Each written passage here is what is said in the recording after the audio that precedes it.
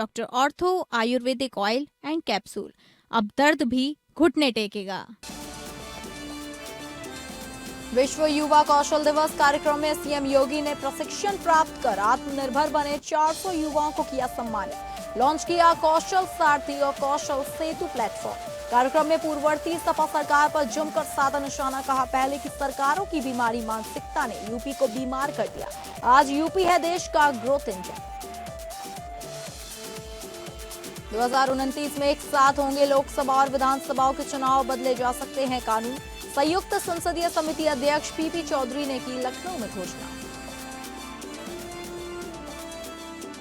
लखनऊ में केजीएमयू के हॉस्टलों में नॉन-वेज पर बैन। नॉन-वेज की जगह प्रोटीन वाले शाकाहारी खाने देने के निर्देश। नॉन-वेज पर बैन पर सियासत शुरू। कांग्रेस प्रवक्ता अंशु अवस्थी ने कहा, खान-पान और रहन-सहन को नियंत्रित करना तानाशाही है।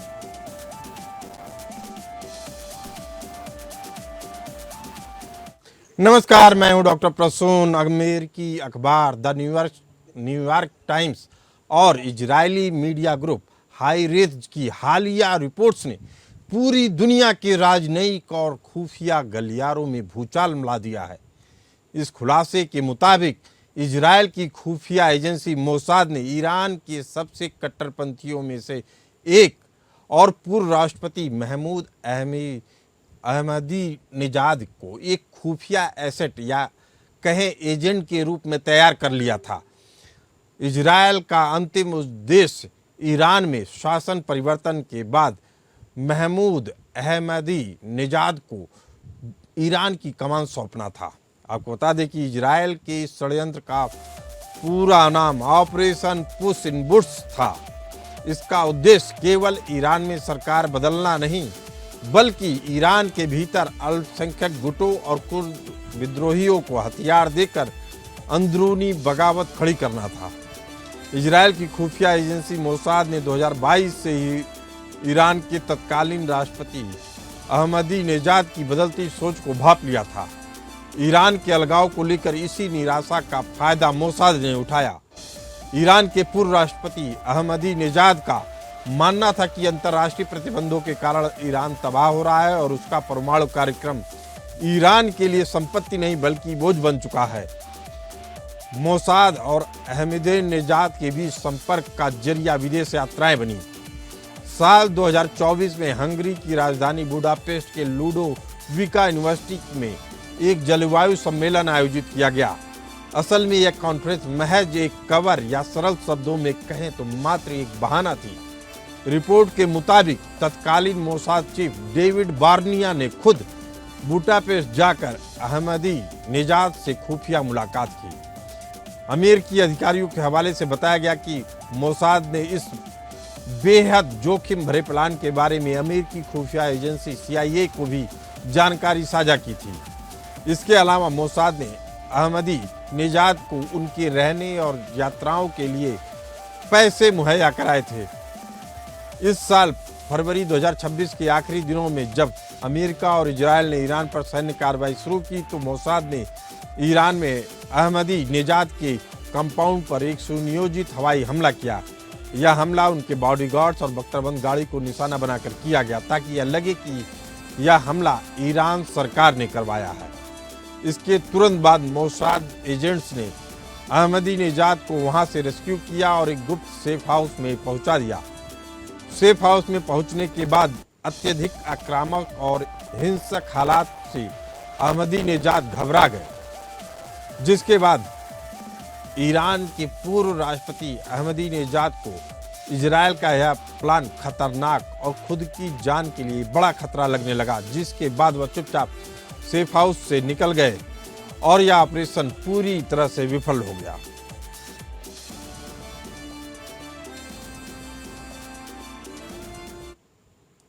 मीडिया में आ रही जानकारी के मुताबिक ईरान के सर्वोच्च नेता आयतुल्लाह अली खोमैनी के निधन के बाद अंतिम संस्कार में अहमदी नेजाद अचानक दिखाई दिए। रिपोर्ट के मुताबिक ईरान की IRGC की खुफिया शाखा को उनके और इजरायल के संबंधों की भनक लग चुकी है और वर्तमान में उन्हें कड़ी सुरक्षा में घर पर ही नजरबंद करके रखा गया है। आपको बता दें कि महमूद अहमदीनेजाद 2005 से 2013 तक ईरान के राष्ट्रपति रहे। यह वही शख्स हैं जिन्होंने इजराइल को नक्शे से मिटाने की बात कही थी और होलोकॉस्ट यानी यहूदियों के नरसंहार को इजराइल का फैलाया हुआ झूठ करार दिया था। ऐसे में मोसाद का ईरान के पूर्व राष्ट्रपति अहमदीनेजाद का चुनना अजीब लगता है, लेकिन खुफिया रणनीतियों में इसे कोऑप्ट करना कहते हैं, जिसमें विरोधी को अपने चाल या किसी प्रलोभन के जरिए अपने साथ मिला लिया जाता है ताकि वह आपके खिलाफ काम करना बंद कर दे या आपके मकसद को पूरा करने में मदद करे। इजराइल जानता था कि वह ईरान में किसी भी पश्चिमी देश समर्थक या उदारवादी चेहरे को आगे बढ़ाएगा तो ईरानी जनता उसे गद्दार मानकर कभी स्वीकार नहीं करेगी। मोसाद ने माना कि अगर अहमदीनेजाद जैसा कोई पुराना, स्थापित और कट्टरपंथी चेहरा सामने आता है तो जनता और सेना का एक बड़ा धड़ा उसके पीछे खड़ा हो सकता है। पूर्व राष्ट्रपति के करीबी रहे अब्दुल रेजा दावरी ने न्यूयॉर्क टाइम्स को बताया कि अहमदीनेजाद पैसों के लिए नहीं बिके, बल्कि वह पहले से ही अमीर रहे। वह जो कुछ भी कर रहे थे सत्ता की दोबारा भूख के लिए कर रहे थे। पिछले कुछ सालों में ईरान के सर्वोच्च धार्मिक नेता खुमैनी ने अहमदीनेजाद को मुख्य धारा की राजनीति से बिल्कुल अलग थलग कर दिया था। इसी राजनीतिक अलगाव ने उन्हें दुश्मन देश के पाले में जाने के लिए मजबूर कर दिया।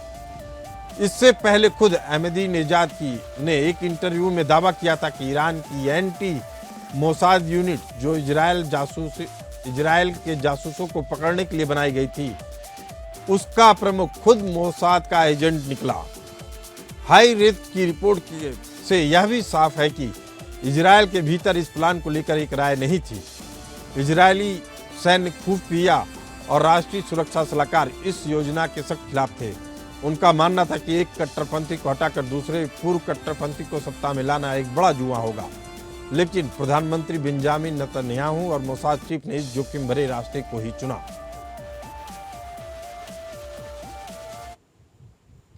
हालांकि यह ऑपरेशन फेल हो गया है, लेकिन इसने ईरान के भीतर एक बड़ा अविश्वास पैदा कर दिया है। अब ईरानी शासन अपने ही बड़े नेताओं और पूर्व अधिकारियों को शक की निगाह से देख रही है, जो आने वाले समय में ईरान के आंतरिक संकट को और गहरा कर सकते हैं। इसी मुद्दे पर चर्चा करने के लिए हमारे साथ मौजूद हैं दामोदर सिंह जी, जियो पॉलिटिकल एक्सपर्ट, और सुरेश कुमार गोयल जी, एक्स डिप्लोमेट। आप दोनों मेहमानों का बहुत बहुत स्वागत है। दामोदर सिंह जी, पहला सवाल आपसे। महमूद अहमदीनेजाद के आधिकारिक कार्यालय और उनके प्रवक्ताओं ने इस दावे को पूरी तरीके से खारिज किया है। अहमदीनेजाद का कहना है कि हॉलीवुड की स्क्रिप्ट जैसी कहानी बनाकर यह अखबार छाप रहे हैं, जिसका खंडन भी करना समय की बर्बादी है। इस मीडिया रिपोर्ट पर कितना भरोसा किया जा सकता है? कहीं यह ईरान में अविश्वास पैदा करने की एक और साजिश तो नहीं है? जी देखिए सर, जब इस तरह से कोई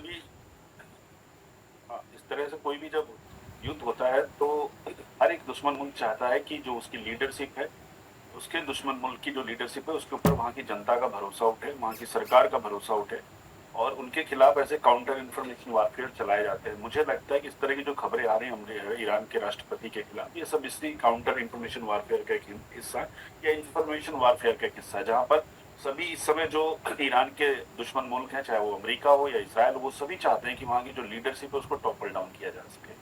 एक मकसद लेकर अमेरिका के राष्ट्रपति चले थे जब उन्होंने कहा था कि ईरान में सत्ता परिवर्तन करना है, हमें वहाँ की जो रिजीम है उसे चेंज करना है, लेकिन वो उस पर सफल नहीं हुए। इसके बाद धीरे से वो आते हैं और उनका एक स्टेटमेंट आता है कि अब ईरान की जनता अपने रिजीम को खुद चेंज करे। वहां पर भी वो सफल नहीं होते। फिर वो धीरे से कहते हैं कि ईरान से आगे बढ़ते हैं और स्टेट ऑफ होमरूज पे बात करने लगते हैं। तो जब अमेरिका अपने सारे के सारे जो पैतरे थे, जो उनके लक्ष्य थे, ऑब्जेक्टिव थे, वो बदलते जाता है, तो उसे लगता है कि नहीं, अब कुछ ना कुछ इस तरह से किया जाए कि वहाँ की जनता है जो उसी का उसकी लीडरशिप के ऊपर या अंदर खाने में उनके इतने गफलत पैदा की जाए जिससे वो अपनी लीडरशिप पे एक दूसरे को शक की निगाह से देखे और कुछ इस तरह से क्योस क्रिएट किया जाए जिससे कि आसानी के साथ ईरान पे सत्ता परिवर्तन किया चलिए, ठीक है। उसी मुझे लगता है उसी कड़ी का एक हिस्सा है जहां पर इस तरह की मिस इन्फॉर्मेशन वारफेयर या इंफॉर्मेशन वारफेयर के तहत ये सब चीजें फैलाई। ठीक है, सुरेश कुमार गोयल जी हमारे साथ मौजूद हैं। सुरेश जी, इजरायली अखबार हाईरेज ने दावा किया कि यह रिपोर्ट तैयार करने से पहले 30 से अधिक राजनीतिक, रक्षा, राजनयिक और खुफिया विदेशी स्रोतों, जिसमें अमेरिकी और ईरानी अधिकारी भी शामिल है, से बात करने के बाद तैयार की गई है। इसके साथ ही द न्यूयॉर्क टाइम्स जैसे अखबारों की साख भी काफ़ी मजबूत मानी जाती है। वे बिना पुख्ता स्रोतों के ऐसी कहानियां नहीं छापते हैं। इसीलिए क्या इस रिपोर्ट को पूरी तरह से खारिज करना आपको उचित लगता है, सुरेश जी? देखिए, मैं बता रहा हूँ, लेकिन थोड़ा समय दीजिएगा इसके बारे में जी क्योंकि बड़ा ये इतना सिंपल इशू नहीं है जी। देखिए, पहली बात तो ये है कि जैसा कि आपने कहा, अगर न्यूयॉर्क टाइम्स ने ये स्टोरी पब्लिश करी है और हारेट्स ने भी पब्लिश करी है ये, इसका मतलब ये इजराइल और यूएसए की मिली भगत है, दोनों मिलकर के इस तरह की रिपोर्ट पब्लिश कर रहे हैं। लेकिन इस रिपोर्ट में अगर सच्चाई बिल्कुल नहीं है तो उनको पब्लिश करने की जरूरत क्या थी? जहां तक एक इंफॉर्मेशन वॉरफेयर का सवाल है, ऐसी खबरों का असर ईरान में ही ज्यादा पड़ना है और ईरान में जो उनका अपना इंटेलिजेंस एजेंसीज हैं, IRGC है और मोसाद और इंटेलिजेंस एजेंसी जो उनकी है, उनमें काफी क्षमता है कि अगर इस तरह की भनक मिलती है उनको तो वो उसके बाद पूरी तरह से इन्वेस्टिगेट करके उसकी सच्चाई को मालूम कर सके। तो पहली बात तो मैं ये है कि हो सकता है इंफॉर्मेशन वॉरफेयर का हिस्सा हो, लेकिन इसके अलावा कहीं ना कहीं सच्चाई होगी। एक तो बात ये है। दूसरी चीज ये है कि अहमद निजाद को इस समय पर क्यों कोशिश की जा रही है कि वो रिजीम चेंज का हिस्सा बने, और उनको रिजीम चेंज का हिस्सा बनाने के बाद जब कोशिश ये इजराइल उनको जब तो कर लेता है, उनको वहां से लेकर के सिक्योर प्लेस पर सेफ हाउस में ले तो जाता है, लेकिन सेफ हाउस में लेने के बाद अहमद निजाद को आगे प्रमोट करने के लिए कि वो इजराइल की सत्ता परिवर्तन का हिस्सा बने या कुछ उसमें काम हो, उसके लिए बिल्कुल छोड़ दिया जाता है। क्यों? तो कहीं ना कहीं अभी कोई इंफॉर्मेशन है जो पूरी तरह से बाहर नहीं आई है। चलिए सुरेश जी, आखिरी चीज में एक चीज आखिरी, आप मेरी बात को पूरा होने प्लीज जी। आखिरी चीज में ये कहूंगा कि मुझको ये भी लगता है कि इन कहानियों को बाहर करने में कहीं ना कहीं ईरानियन सत्ता का भी हाथ जरूर होगा कि वो अहमद निजाद को परे कर सके या उसको एक तरह से आउट ऑफ सर्कुलेशन कर दें। सुरेश जी, आप बेहद अहम बात कर रहे हैं और इसी के बाद सवाल उठता है कि क्या यह ऑपरेशन वास्तव में रिजीम चेंज के लिए था या एक महज पॉइजन पिल या कहा जाए साइकोलॉजिकल ऑपरेशन है? क्या मोसाद सचमुच अहमद निजाद के जैसे धुर कट्टरपंथी को ईरान का नेता बनाने के प्रति गंभीर था, जो व्यवहारिक रूप से इजराइल के लिए ही बेहद आत्मघाती साबित होता? सुरेश जी, देखिए, अगर खबर ये भी कहती है कि पिछले कुछ सालों में अहमद निजाद अपने आप को जो दूसरे ढांचे में डालने लगे थे, क्योंकि उनको जब उनको 2013 में सत्ता से हटाया गया था और जिस तरह से हटाया गया था उनके और खमेनी के बीच में खटास पैदा हो गई थी। बावजूद इसके कि वो काफी हार्ड लाइनर थे, जब उनको तरजीह नहीं मिली तो जब उनको निकाल दिया गया था, वो सत्ता को दोबारा पाने के लिए कोशिश कर रहे थे और उन कोशिशों में अगर उनको ये लगता कि कहीं और से भी हेल्प मिल सकती है तो वो जरूर कोशिश करते। लेकिन ये सारी बातें एक स्पेकुलेटिव है, ये जब तक पक्की कोई लिंक नहीं आएगा, एविडेंस नहीं आएगा, कुछ भी कह पाना बहुत मुश्किल है, बहुत मुश्किल है। चलिए, समय हो चला एक छोटे से ब्रेक का। ब्रेक के बाद जानेंगे कि क्या इस खुफिया ऑपरेशन में अमेरिका की खुफिया एजेंसियों की भी भूमिका थी या वे महज मूक दर्शक थे। चर्चा कर रहे हैं इजराइल की खुफिया एजेंसी मोसाद के उस खुफिया ऑपरेशन की, जिसमें दावा किया जा रहा है कि ईरान के पूर्व राष्ट्रपति अहमद निजाद ही एक एजेंट बन गए थे, मोसाद के एजेंट। इस ऑपरेशन में CIA की भूमिका केवल एक मूक दर्शक थी या उनके बीच में भी कोई गहरा मतभेद था?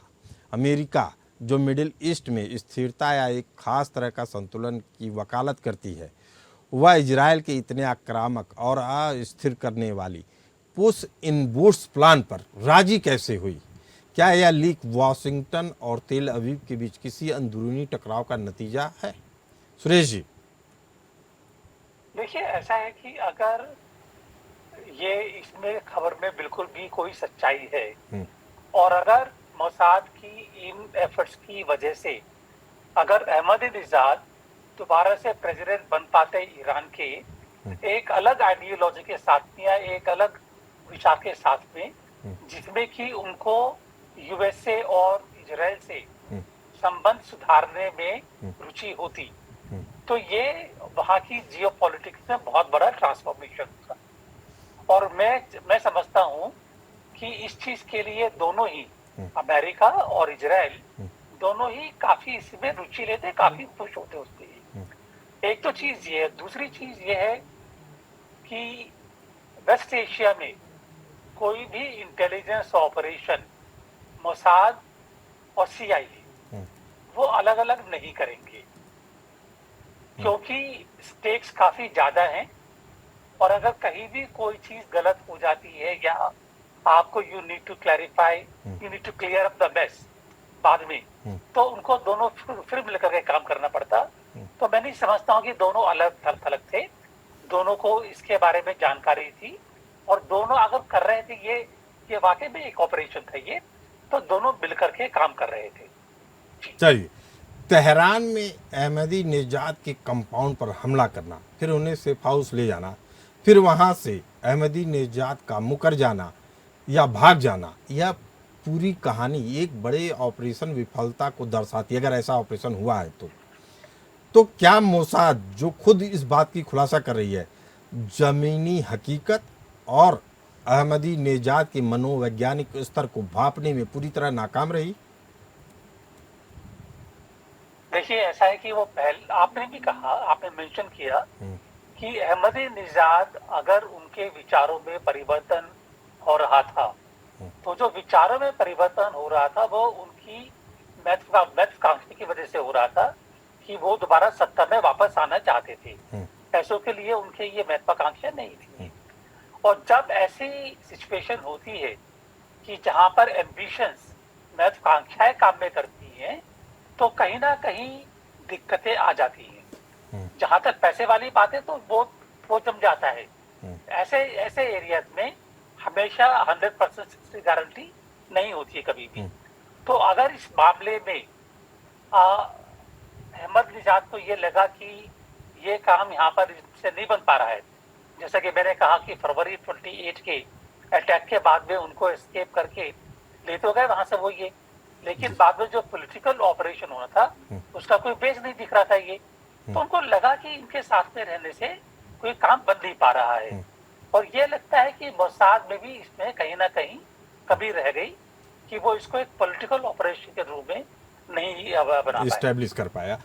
लेकिन अब सवाल उठ रहा है कि जब आयतुल्लाह खोमैनी के जाने के बाद ईरान एक नाजुक दौर से गुजर रहा है, तब पूर्व राष्ट्रपति के जासूस होने की खबर आने से ईरान का खुफिया तंत्र अपने ही जनरलों और नेताओं के खिलाफ एक हिंसक आंतरिक जांच शुरू कर सकता है। क्या यह अंदरूनी बिखराव ईरान को और अधिक आक्रामक बना देगा या ईरान इस खुलासे के बाद रक्षात्मक मुद्रा में आ जाएगा? जी प्रसून जी, देखिए आप जो कह रहे हैं, अब वो एरिया आ गया है जहां पर मेरा सोचना, आपका सोचना, अटकलें लगाना सब अटकलें ले जाया रह जाएगा। तो बजाय अटकलें लगाने के लिए मैं कहूँगा नए बाल कितने जजमान आगे जा रहे हैं। अभी ये ईरान की पॉलिटिक्स चेंज होनी शुरू हो गई है। अब ये जो मुकद्दमा खमेनी आए हैं नए क्लर्जी और आईआरजीसी का रोल जो बढ़ता चला जा रहा है, तो ईरान का अपना आंतरिक टकराव उसको भी आराम से देखना होगा कि इसमें ईरान में सत्ता में क्या परिवर्तन आता है, कौन बना रहता है, कौन क्या करता है, ये सब उसके ऊपर निर्भर करेगा।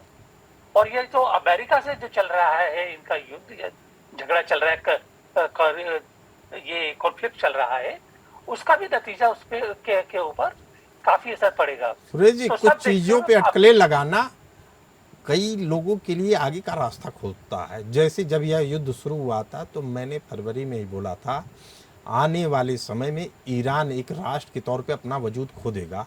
इसीलिए जब जब सुलह और समझौते की बात अमेरिका और ईरान में होती है तो मुझे ये लगता है कि ये दोनों टाइम पास कर रहे हैं, अपनी अपनी स्थितियों को मजबूत कर रहे हैं।